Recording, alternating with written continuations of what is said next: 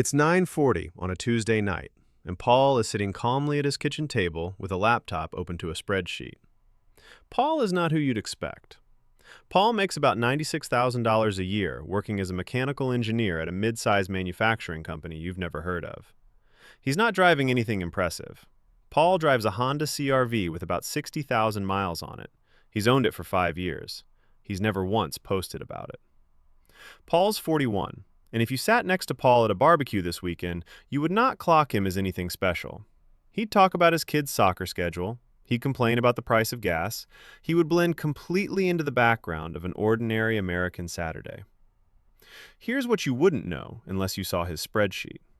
Paul is on pace to retire in the top 5% of every American his age. Not the top 5% of income, the top 5% of actual retirement outcomes. And the wild part is, Paul doesn't know it either. Not really. He's never sat down and calculated his own percentile. He's just been doing 5 specific things, quietly, for about 12 years. And those 5 things happen to be the exact things that separate people who retire comfortable from people who retire scared. My name is Mike, and I spend an unreasonable amount of time studying what actually separates people who build real retirement wealth from people who just hope it works out. And today we're going to walk through the 5 signs that you're on the same trajectory Paul is on, whether you realize it or not.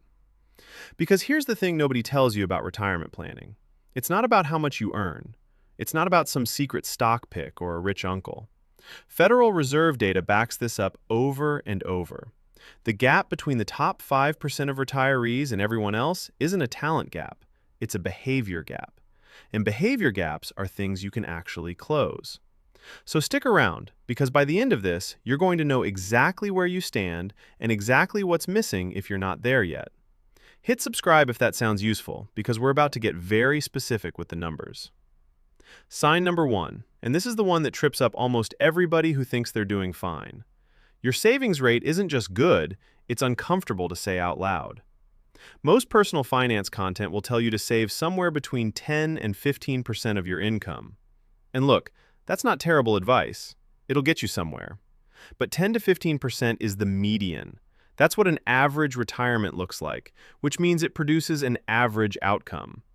If you actually want to land in the top 5%, the number most quietly wealthy people are hitting is closer to 20, 25, sometimes 30% of gross income, going straight into retirement and investment accounts before it ever touches a lifestyle expense. Let's go back to Paul for a second, because Paul's the perfect case study here. Paul makes $96,000 a year. After taxes, he's taking home somewhere around $6,400 a month. Paul saves 27% of his gross income. That's about $2,160 a month going into his 401k, his Roth IRA, and a taxable brokerage account. Most financial advisors would tell you that's aggressive. Paul doesn't think of it as aggressive, he thinks of it as automatic. He set it up in 2013 and he's never really thought about it since. Here's why that 27% number matters so much more than it looks like on paper. Savings rate isn't just one lever, it's 2 levers pulling in the same direction at the same time. When you save more, obviously your portfolio grows faster. But there's a second, quieter effect. Every dollar you don't spend today is also a dollar you're not used to spending, which means your required retirement number shrinks right alongside your growing account balance. If Paul lives on 73% of his income now, he doesn't need to replace 100% of his income in retirement. He needs to replace roughly 73% of it. That's the double compression nobody explains to you. You're not just building the mountain faster, you're also making the mountain smaller. Run the actual math on this.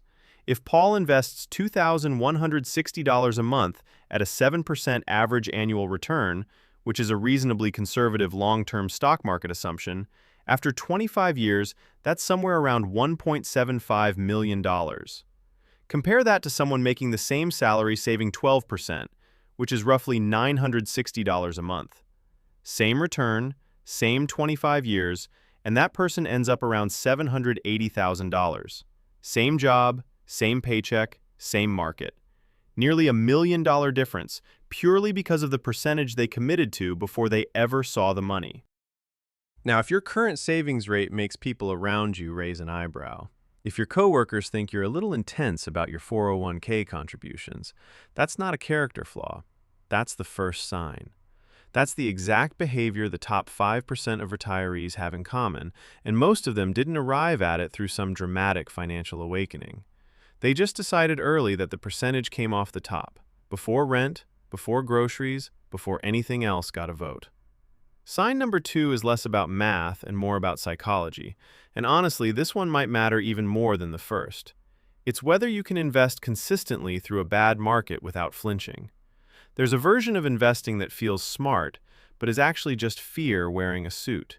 It's watching the headlines, waiting for the dip to end, pulling back when things get scary, convincing yourself you're being prudent. And the data on this is genuinely brutal for anyone who does it. Dalbar runs an annual study on this exact behavior, and it consistently finds that the average equity investor underperforms the S&P 500 by several percentage points every single year. Not because the market is rigged, because the average investor sells during corrections and buys back in once things feel safe again, which is, by definition, after prices have already gone back up. They're systematically buying high and selling low while telling themselves they're managing risk. Paul went through 2022 like everyone else did. His portfolio dropped about 18% that year.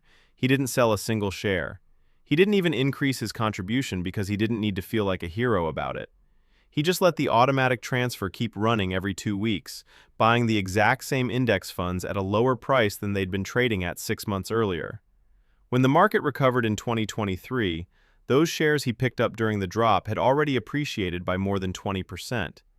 He made real money specifically because he did nothing. That's the part almost nobody wants to hear, because doing nothing doesn't feel like a strategy.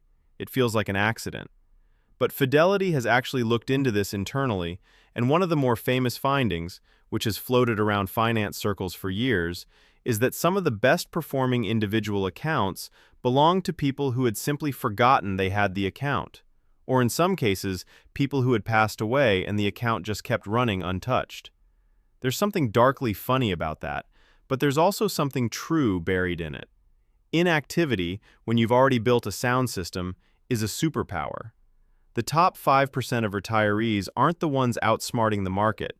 They're the ones who got bored of watching it and just let the automation do its job for 30 years.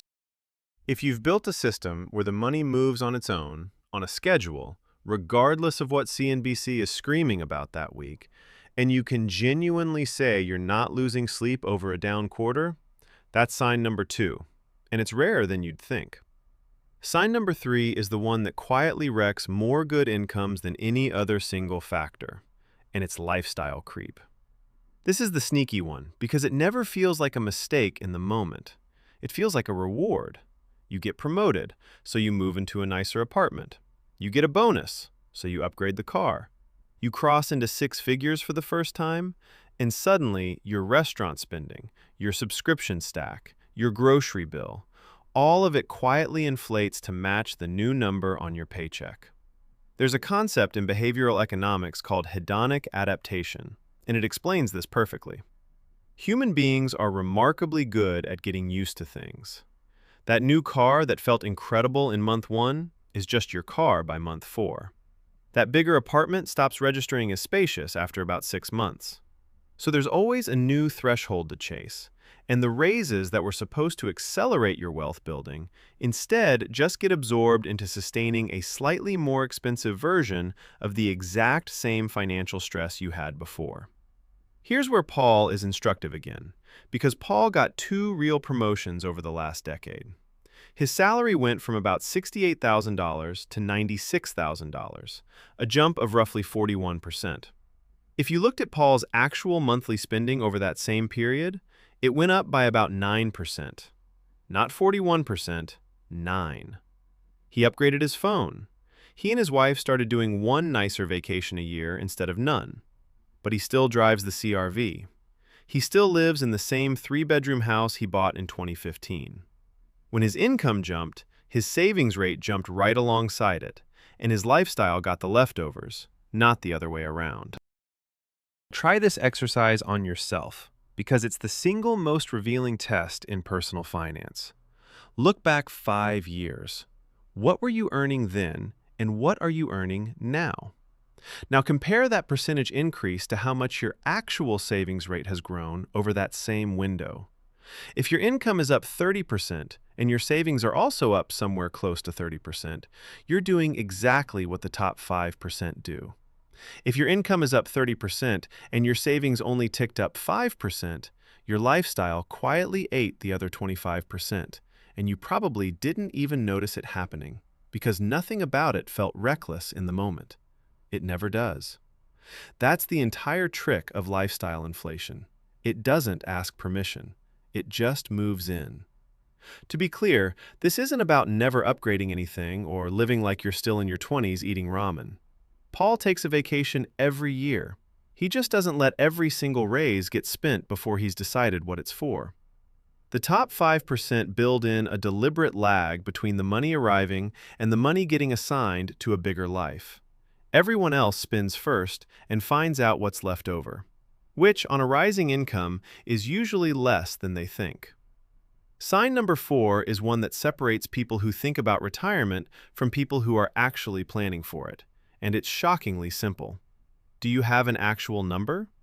Ask most people how much they need to retire, and you'll get something like $1 million, or enough to be comfortable, or, my personal favorite, I'll figure it out when I get closer. None of those are plans. Those are hopes wearing a suit and tie. The people tracking toward a top 5% retirement have sat down and actually done the arithmetic. Not perfectly, because nobody can predict inflation or healthcare costs or the market 30 years out with precision. But they've worked through something specific. Here's what I expect to spend annually in retirement. Here's roughly what Social Security is going to provide. Here's the gap I actually need my portfolio to cover. And using a reasonable withdrawal rate, here's the number I'm building toward. The 4% rule gets criticized constantly, and there's legitimate nuance to it, but as a starting framework, it's still genuinely useful.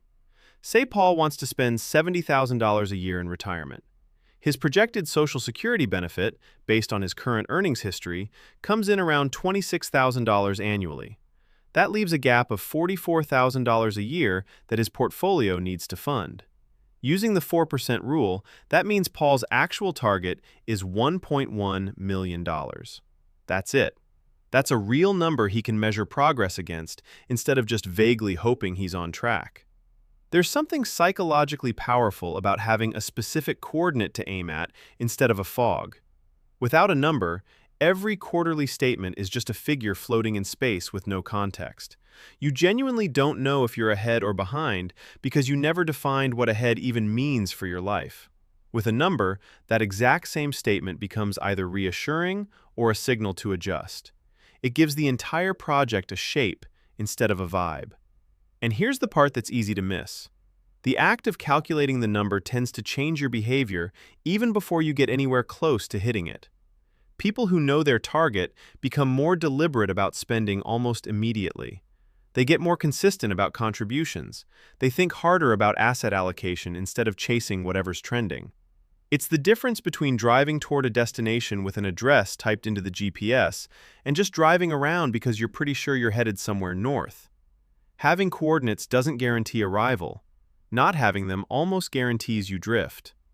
If you've got a real number, even a rough working one you update once a year, that's sign number 4. If you've genuinely never sat down and calculated it, that's probably the single most valuable hour you could spend this month, and it costs you nothing but a spreadsheet and some honesty about your own spending. Sign number 5 gets skipped over constantly because taxes are boring, and the payoff is invisible until it isn't, and then it's enormous. It's tax efficiency, and specifically, whether you're maxing out tax-advantaged accounts before a single dollar goes into a regular taxable brokerage account. The people heading toward top 5% retirements are using their 401k, ideally getting the full employer match, because that's an immediate, guaranteed return that nothing else in the market can promise you. They're using a Roth IRA or traditional IRA, depending on their tax bracket. They're using an HSA if they qualify for one, because it's the only account in the entire tax code that gives you a deduction going in, tax-free growth while it's invested, and tax-free withdrawals coming out for medical expenses. That's not 2 tax advantages, that's 3, stacked on top of each other. Here's how dramatically this actually compounds.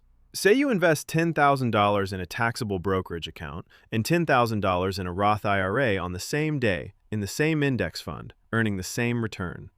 In the taxable account, you're getting hit every year with taxes on dividends and any capital gains distributions the fund throws off, even if you never sell anything. When you eventually do sell, there's capital gains tax on top of that. In the Roth account, none of that friction exists. The compounding runs completely uninterrupted for 30 years. Run that out, and the exact same initial investment, earning the exact same return, can end up tens of thousands of dollars larger in the Roth, sometimes crossing into six-figure territory depending on the time horizon. Same money, same market, different outcome, purely because of which account it was sitting in. Paul does this without overthinking it. He gets his full 401k match first because turning that down is functionally the same as declining free money. Then he maxes his Roth IRA. Then whatever's left of that 27% goes into taxable investing. He's never done a Roth conversion ladder. He's never optimized his asset location down to the last basis point. He doesn't need to. The foundation alone, tax-advantaged accounts first, every single time, is doing most of the heavy lifting. And here's the thing worth sitting with. Your 401k balance is not your net worth.